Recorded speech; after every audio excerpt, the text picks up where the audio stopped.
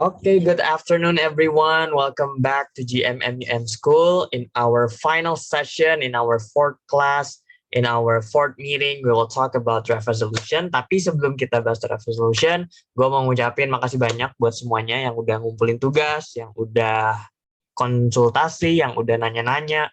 Gue sangat mengapresiasi teman-teman kemauan untuk belajar dan seingin-inginnya gue untuk selalu ngajarin kalian. Sayangnya kelas kita terbatas nih, cuman sampai 4 kali, dan ini adalah kelas yang keempat kita bahas draft resolution gitu. Dan sebelum gue mulai, buat teman-teman yang mungkin ada tidak ikut beberapa kelas sebelumnya, jadi draft resolution ini dia itu bagian sesi akhir dari semua timeline MUN gitu ya. Dari yang awalnya kita sudah introduction melalui roll call, general speakers list, moderated caucus, terus unmoderated caucus, dan yang terakhir itu ada draft resolution. Draft resolution ini termasuk bikin draftingnya dan juga termasuk votingnya gitu ya. Terus kalau sudah di draft dan sudah di voting, nanti akan ditentukan resolusi yang final, yang sah, yang akan binding lah istilahnya gitu. Not legally binding, tapi binding bagi mereka yang mau mengikatkan diri aja.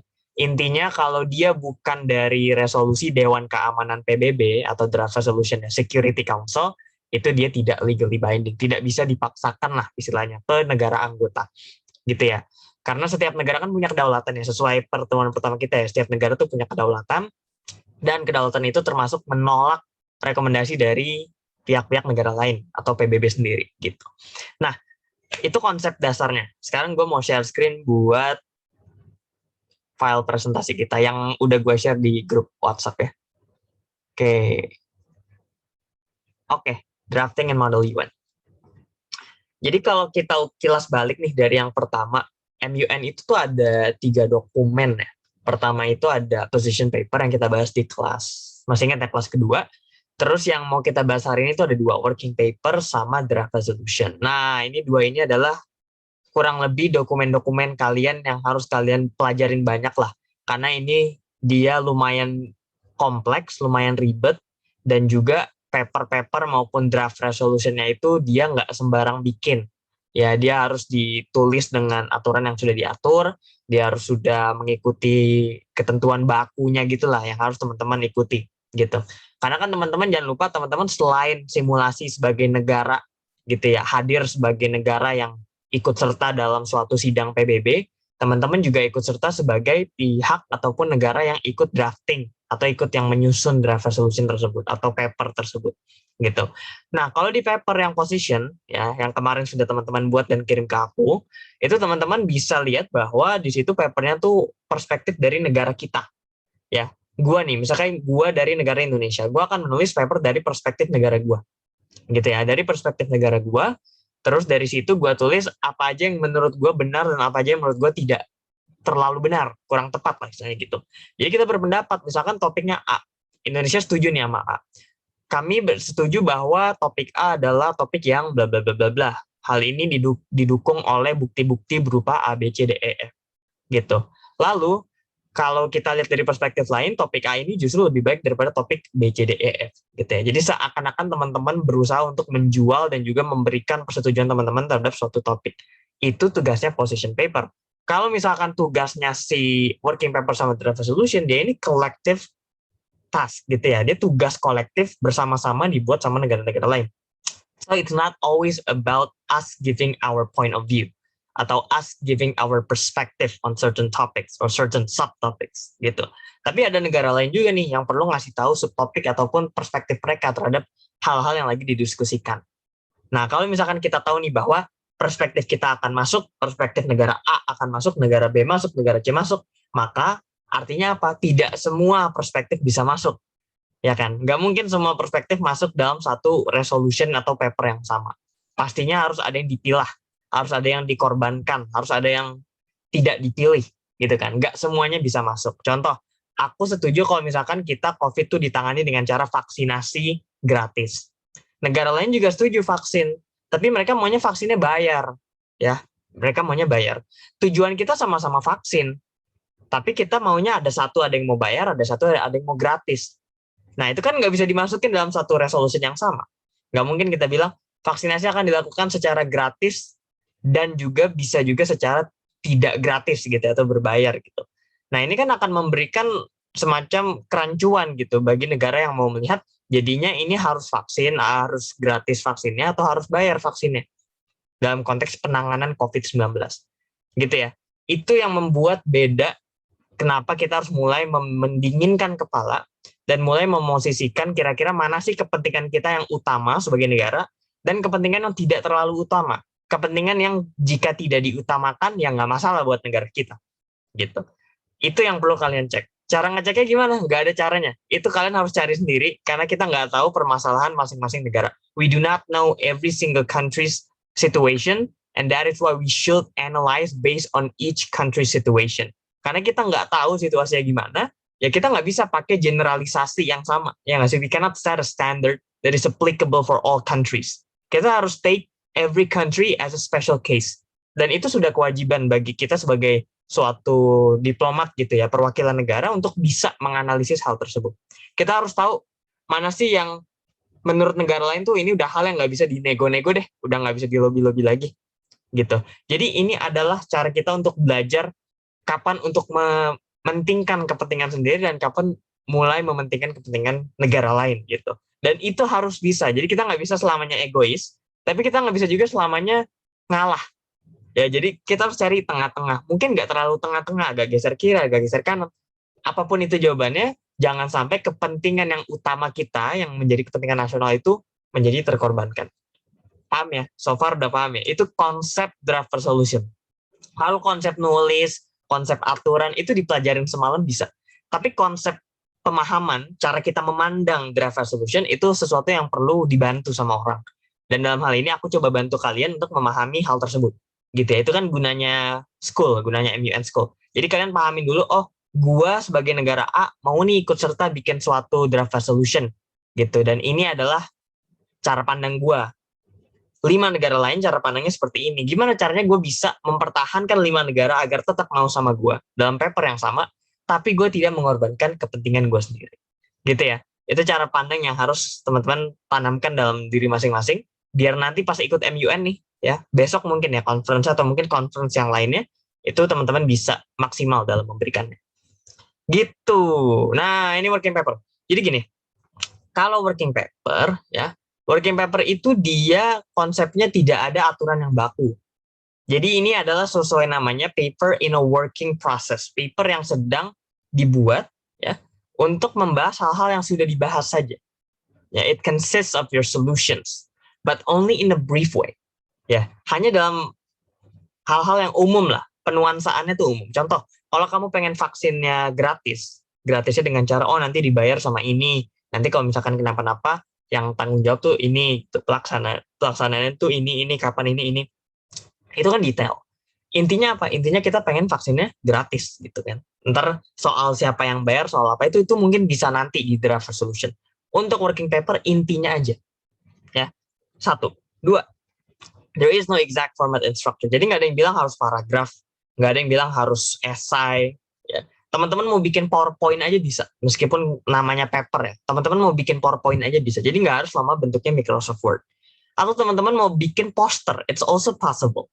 Saat gue ikut salah satu MUN di Singapura tahun 2018, 3 tahun yang lalu, gue masih mahasiswa waktu itu, gue bikin working paper gue pakai PowerPoint.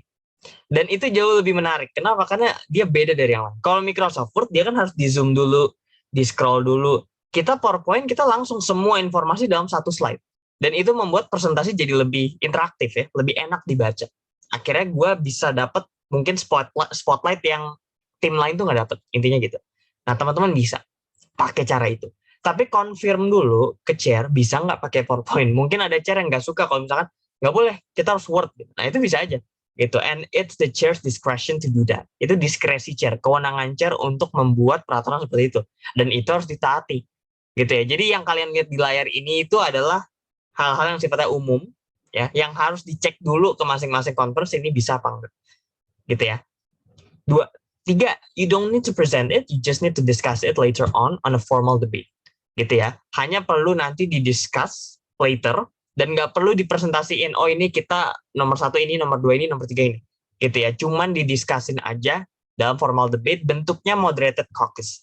Jadi teman-teman ngajuin motion, tapi nama motionnya itu adalah discussion atau introduction on working paper 1.1, 1.2.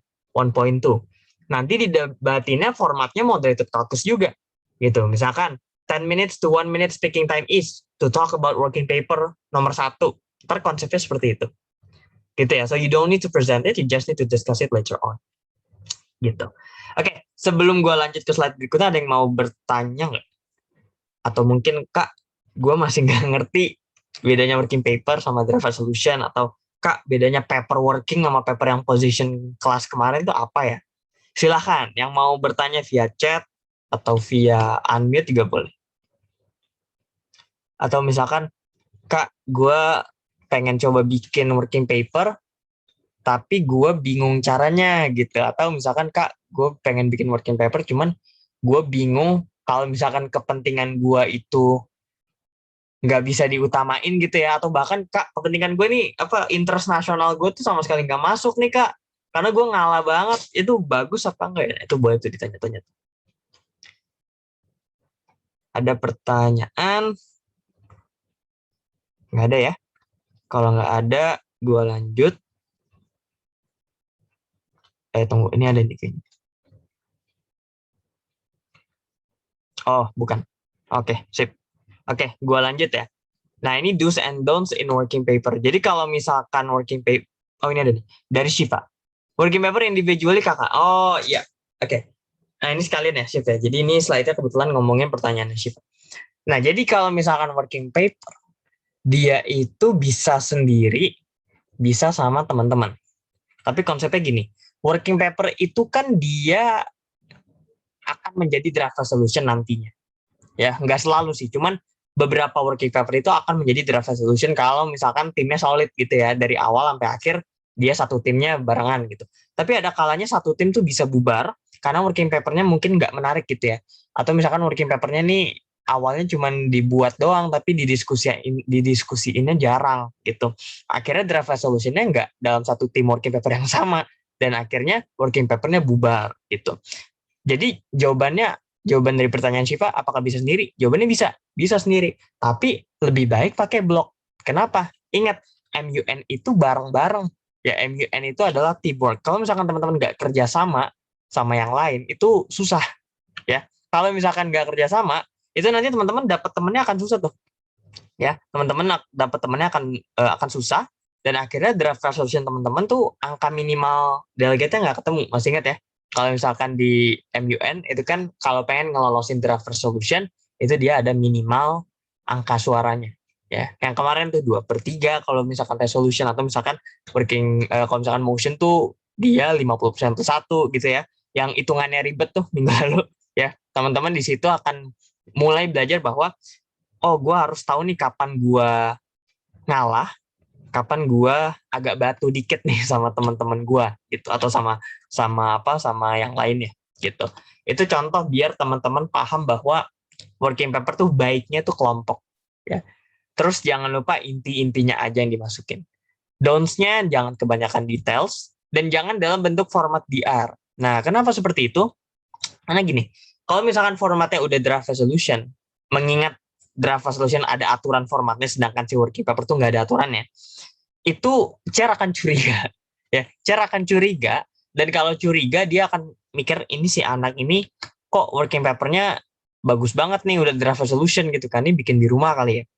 Itu akan menjadi pertanyaan yang bisa bikin performance kita kelihatannya jelek, padahal kita bikinnya di R formatnya tuh bukan di rumah ya, bukan kita copas orang, tapi kita bikin saat itu juga gitu. Cuman kan yang namanya kita mengantisipasi kecurigaan chair gitu ya, ada baiknya kita pakai langkah preventif berupa tidak pakai format DR sama sekali kalau perlu gitu, because your DR will look similar to your working paper later on gitu ya. Jadi baiknya sih emang tidak format DR gitu.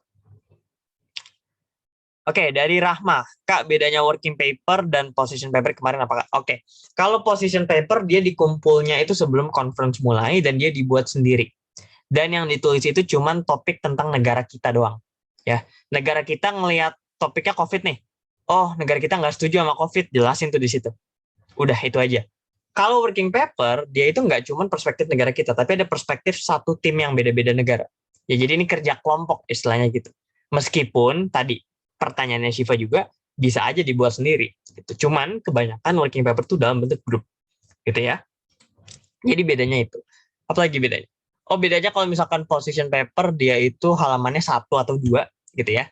Kalau working paper tuh biasanya bisa lebih ya. 1 pun juga nggak masalah. Jadi dia konteksnya lebih bebas lah formatnya gitu ya. Oke. Oke, nggak boleh kebanyakan detail. Oke, udah sih ya. Ada lagi yang mau nanya atau masih bingung? Nah, kalau misalkan masih bingung, nggak apa-apa, tanya aja. Karena ini kelas terakhir ya. Kalau kelas terakhir kita nggak ketemu lagi dan maksimalin waktu kalian buat bertanya gitu ya. Oke, any other question? Aku tunggu ya, kan kelas kita sampai setengah 8 ya, apa 8 lewat setengah 8, setengah 7, sorry, setengah 7.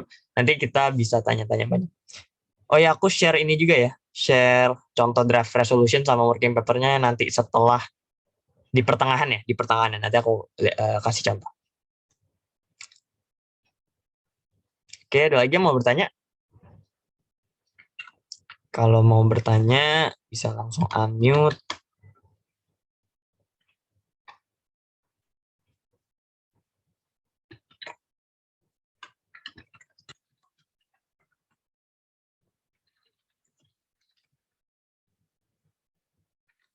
Nggak ada ya? Oke, kita lanjut. Oh, ini ada. Kayaknya Zoom gue tuh agak agak nge-lag kalau chat deh, karena kayak datangnya itu lama. Tapi nggak apa-apa. Working paper dibuatnya waktu lagi sesi apa, Kak? Ah, ini bagus nih, Sivan. Kalau misalkan working paper, dia itu dibuatnya biasanya hari kedua. Ya. Jadi kalau misalkan conference-nya 3 hari, dia hari kedua. Conference-nya 4 hari pun, hari kedua biasanya udah bisa. Conference-nya cuma 2 hari pun, kadang hari kedua. Gitu ya. Tapi kalau conference-nya 1 hari gimana? Ada aja tuh MUN yang 1 hari gitu kan. Jawabannya berarti kan nggak mungkin hari kedua kan udah pada bubar kan. Biasanya setelah makan siang. Ya, setelah makan siang itu working paper, nanti setelah asar jam 3 itu biasanya udah draft resolution. Ya, kalau konteksnya dia 4 sesi, 5 sesi. Gitu ya. Jadi tergantung dari masing-masing conference organizer-nya. Kalau misalkan menurut mereka ini hari kedua, tapi ada beberapa yang hari ketiga, itu juga bisa. Gitu ya. Oke. Kita lanjut. Oke, bentar. Aku downloadin ini dulu ya. Contoh draft resolution. Sambil nanti aku kasih review contohnya. Oke, sebentar. Oke, teman-teman silahkan buka WhatsApp group. Itu aku kirim filenya. Sebentar. Ini ada 2 ya, working paper sama draft resolution. Oh, ini karena slide-nya udah draft resolution, aku stop share dulu. Aku share screen yang contoh working paper. Nah, ini ya. Jadi kalau working paper dia formatnya bebas ya, bebas banget tanpa adanya batasan halaman, tanpa adanya format harus bentuknya apa itu nggak ada. Jadi sebebas itu. Ya, teman-teman bisa lihat di sini dia kalau yang buatnya ini si signatorisnya ini mereka buatnya keywords guided by gitu ya. Pricing matters-nya apa, key solution-nya apa, terus apa lagi nih?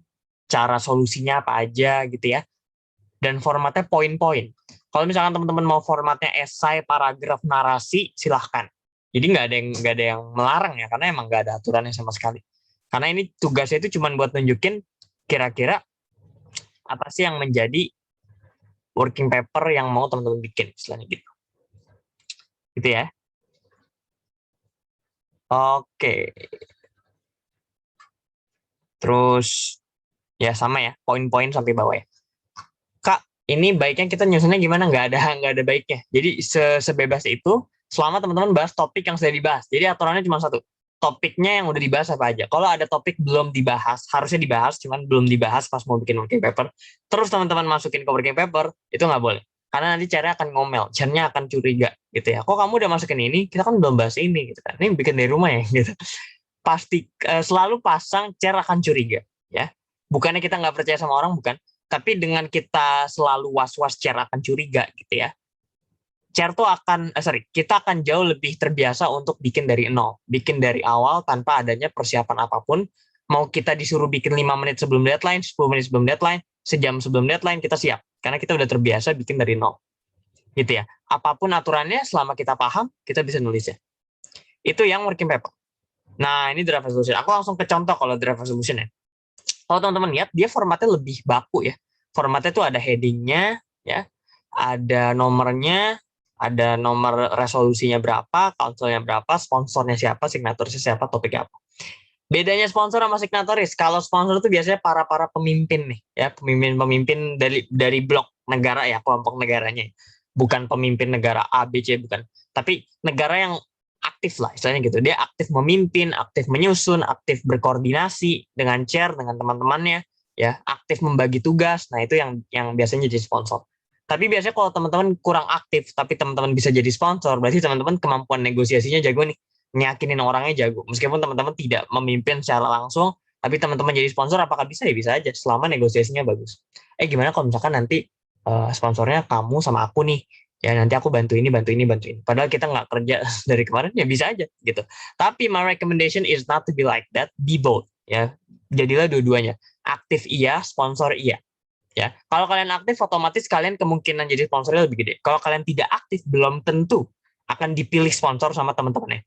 Mekanisme pemilihan sponsor gimana kan? Nggak ada. Jadi nggak ada voting, nggak ada apa. Itu pure kesepakatan masing-masing kelompok aja. Siapa yang mau jadi sponsor, itu ditentuin sama masing-masing kelompoknya. Gitu ya. Oke. Kalau teman-teman lihat, dia ini pembukanya nama konselnya dimiringin terus kasih koma. Ya, Human Rights Council, koma. Guided by, recalling, reaffirming, bentuknya verb ing, ya, verb ing, emphasizing, acknowledging. Lah, Kabdur itu pertama bentuknya nggak ing, gimana dong? Nggak apa-apa.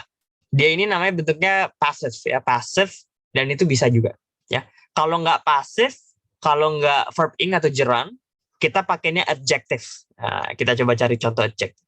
Oke, nggak ada di sini. Contoh adjective itu misalkan aware, ya, aware of the fact that COVID-19 has affected our economies gitu ya, our economic activities in every country. Itu bisa. Atau misalkan aware of the fact that the problem may affect the well-being of all citizens in every country, regardless of their background, regardless of their social culture, regardless of their economic capability. Jadi dia ngasih tahu bahwa UNHRC ini sadar nih bahwa dampak dari isu ini tuh nggak melihat latar belakangnya, dia akan menyerang semua orang tanpa terkecuali.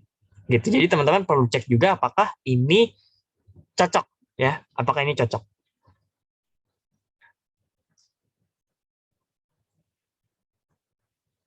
Oke, sebentar. Terus berikutnya, nah ini bentuk yang tadi yang pertama tuh namanya preambulatory clauses, ya. Kalau yang kedua ini namanya operative clauses. Bedanya apa? Kalau misalkan preambulatory, dia itu sifatnya lebih ke ngasih latar belakang, ya. Ngasih tahu isunya ini awal mulanya gimana sih? Dan nuansanya apa sih? Dia ini seberbahaya apa sih? Gitu kan. Atau misalkan kita ini harus gimana sih? Gitu ya. Itu kalau preambulatory clauses. Kalau misalkan operative clauses, dia itu bentuknya aksi, ya, action. Apa yang harus kita lakukan untuk menangkal atau misalkan melawan si isu ini, gitu. Affirms the need for clear characterizations, ya. Acknowledges the actors, bla bla bla. Jadi teman-teman harus cek ini, ya. Lihat juga bahwa bentuknya dia present tense ditambah s, ya. Jadi verb ditambah s atau is. Bentuknya bukan ing, bukan passive, bukan adjective, tapi harus action verb ditambah s atau is. Nah, nanti dia bisa bercabang lagi, Bang. Kalau cabang-cabangnya dia nggak perlu aturan yang SIS, verb one itu nggak usah. Yang penting kalimat utama atasnya. Gitu ya. Oke. Terus, oke, ini udah. Aku balik ke slide lagi. Nah, oke. Sip. Oke, biar nggak bingung, ada yang mau ditanya nggak sebelum kita lanjut slide-nya?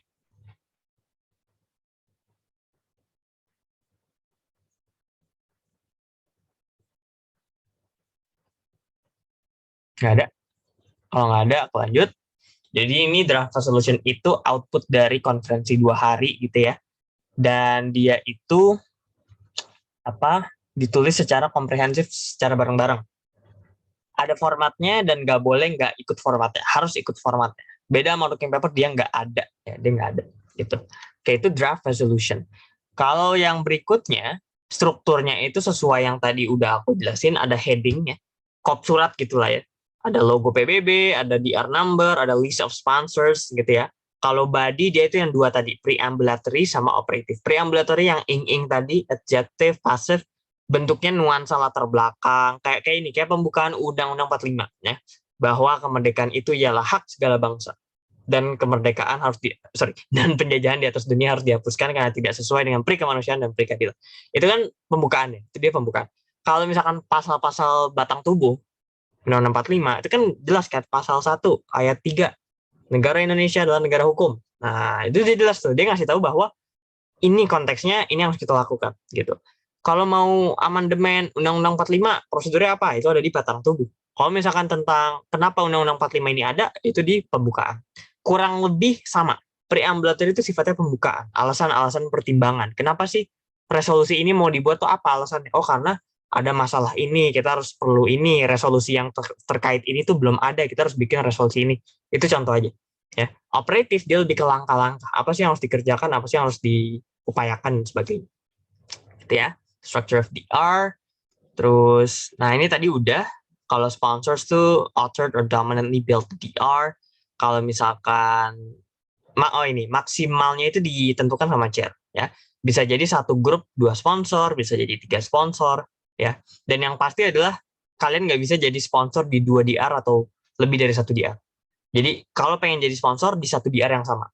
Kalau signatoris boleh jadi signatoris di DR A, DR B, DR C ya. Dan dia ini biasanya cuma signatoris aja, dia tidak memimpin, tidak authored dominantly atau tidak secara pasti build the DR gitu ya. Itu biasanya. Apakah signatoris yang apakah delegate yang enggak dominantly build the DR bisa jadi sponsor, ya bisa-bisa aja gitu. Apakah delegate yang sangat-sangat dominan bikin DR nyusun tidak menjadi sponsor? Bisa juga. Bisa jadi ada yang jauh lebih rajin daripada dia, akhirnya mereka-mereka ini lebih dipercaya daripada si orang ini. Bisa aja. Everything is possible in MUN. Ya. So, always aim to be a sponsor gitu ya, dengan cara actively participating in every single session. Gitu. Itu sponsors and signatories. Oke, nah ini preambulatory clauses, ya, opening of the resolution, most likely in verb ing, consists of the background and legal basis, dasar hukum, ya, latar belakang, masalahnya apa, itu jelasin semua di sini, ya. Terus most likely, ya, kata kuncinya most likely in verb ing, is not always in verb ing, but most likely in verb ing. Nggak selalu verb ing, tapi bisa kemungkinan besarnya itu adalah verb ing.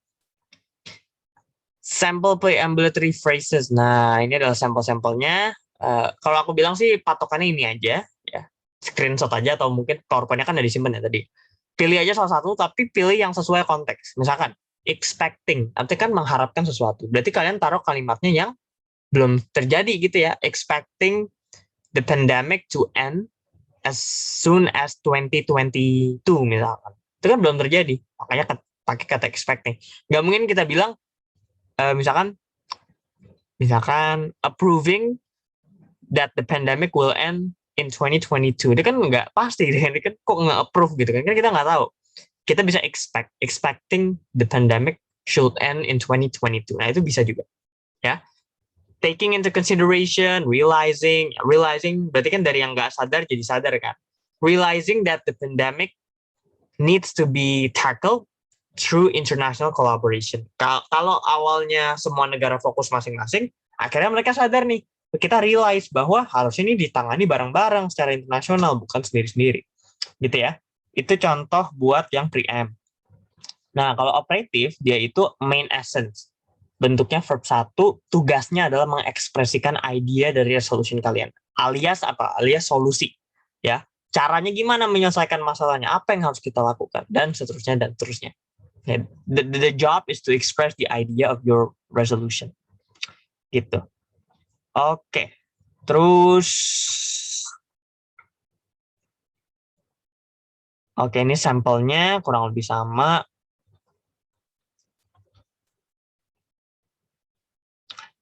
Bentuknya S atau IS ya. Jadi kalau misalkan dia bentuknya harus ada ES gitu ya, tambah ES. Tapi kalau misalkan hanya perlu S, tambahnya S. Cara tahunya gimana, Kak? Nah, itu lebih ke cara belajar aja sih ya. Karena nggak ada ketentuan bakunya dan emang harus nggak dibilang di apal sih, tapi lebih ke dianalisis saja. Misalkan indoors. Indoors kan belakangnya udah E tuh. Nggak perlu lagi ditambah ES, jadi indoors gitu kan. Indoors gitu kan. Itu nggak usah. Tambahin S aja. Misalkan notes, notes itu kan belakangnya udah E, berarti kan nggak perlu lagi ES gitu ya. Jadi it depends on the final part of the word gitu kan. In belakangnya itu apa nih? Ya, harus dipastiin juga kalaupun sesuai aturan tapi nyambung nggak kalau kita bilang misalkan contoh ya. Oke. Congratulate, considers. Nah, considers kalau ES enak nggak sih? Gitu kan. Anggap aja bisa-bisa aja, tapi enak nggak sih considerers gitu kan nggak enak. Ya. Jadi pakai insting aja cara cara ngecek. Gitu ya. Itu buat operative phrases.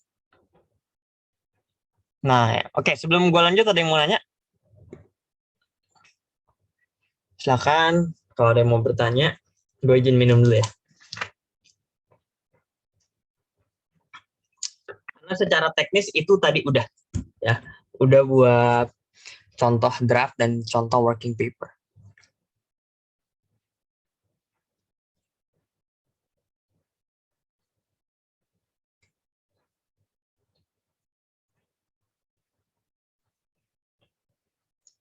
Any question?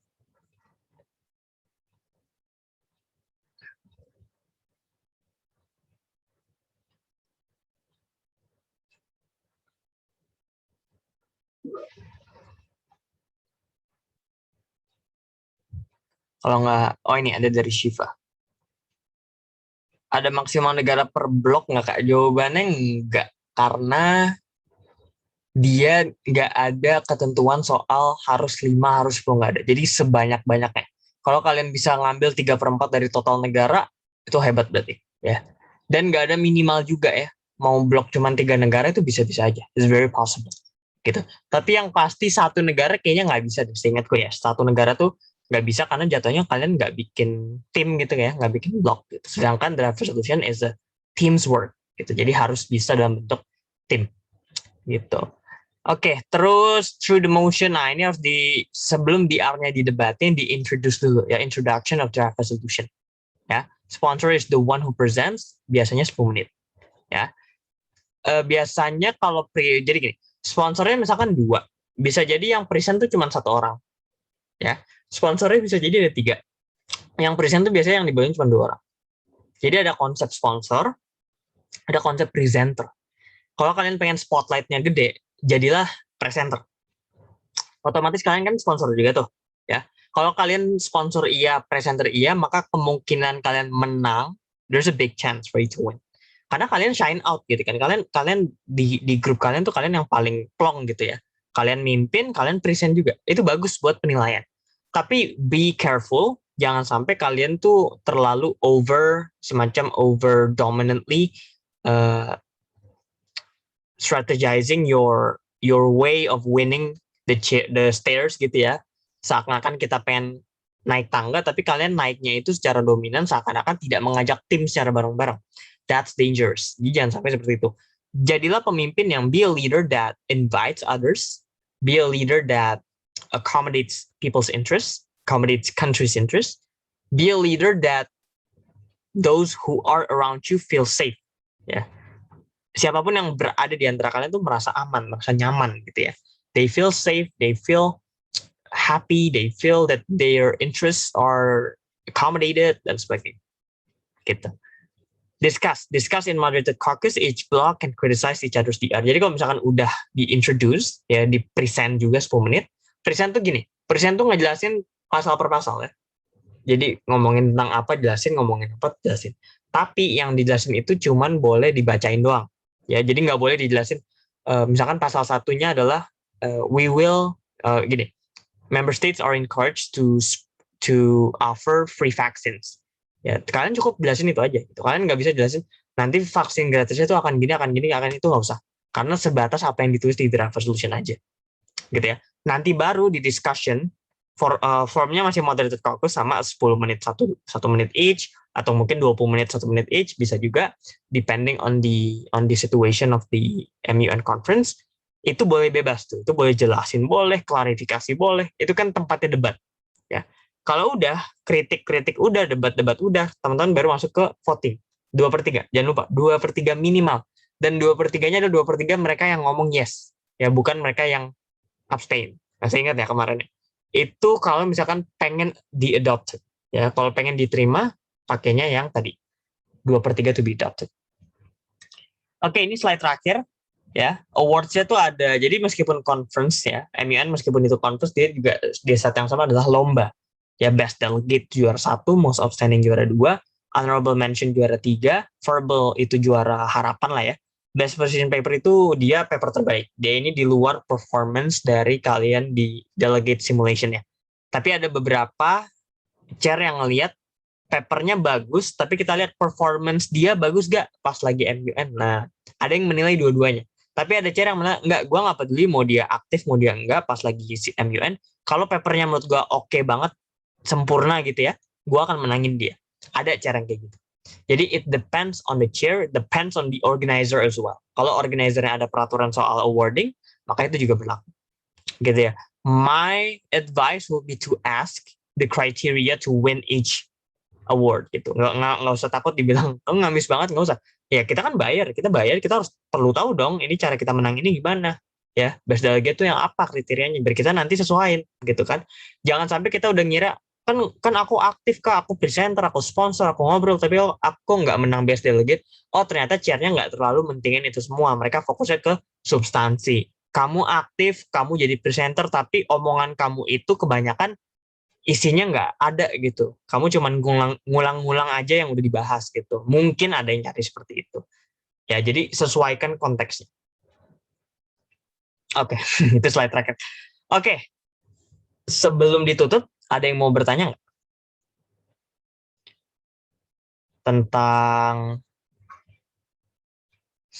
Tentang draft resolution atau working paper?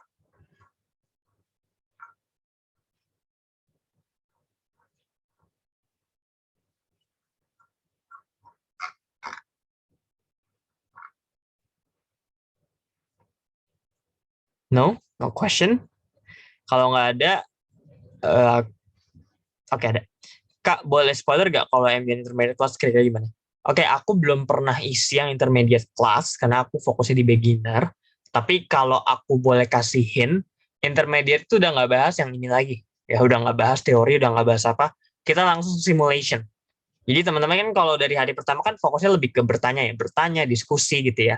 Kalau nanti mereka teman-teman diminta untuk simulasi langsung, dimintain speech, dimintain buat macam-macam. Ya jadi teman-teman harus lebih proaktif ya, nggak cuma sekedar nanya atau diskusi. Itu kalau intermediate ya. Setahu aku belum ada open regis ya kalau buat itu, cuman mungkin udah ada, tapi so far kita fokusnya beginner gitu.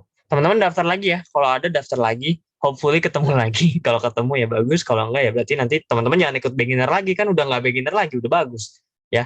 Jadi ikutnya yang lebih level oke lagi gitu. Oke, kalau nggak ada lagi, aku mau ngucapin makasih banyak udah nemenin 1 bulan ya, persis 1 bulan. Kita kan every week ya, dari 3 minggu lalu kan, tanggal 7.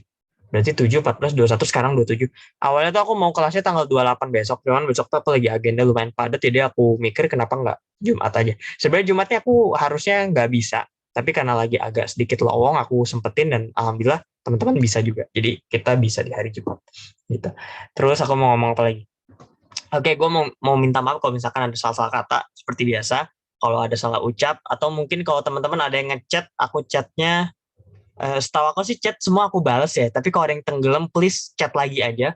Karena takutnya emang aku nggak kecek aja.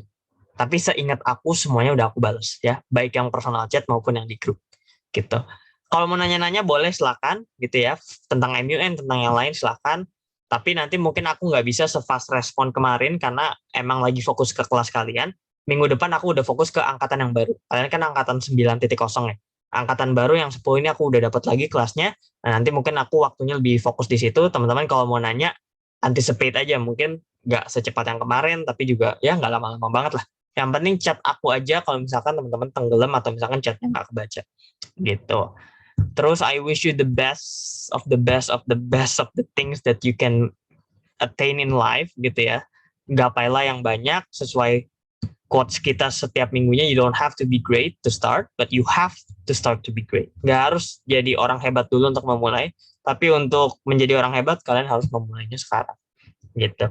Itu aja dari aku. Untuk recording nanti aku kirim segera kalau udah selesai.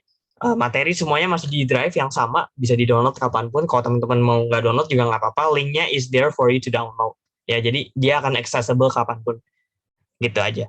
Oke, makasih teman-teman semuanya, selamat beraktivitas. I will see you in other opportunities. Semoga kita bertemu kembali dan sukses buat semuanya. Dadah, thank you semuanya. Yuk, sama-sama. Sama-sama. Thank you.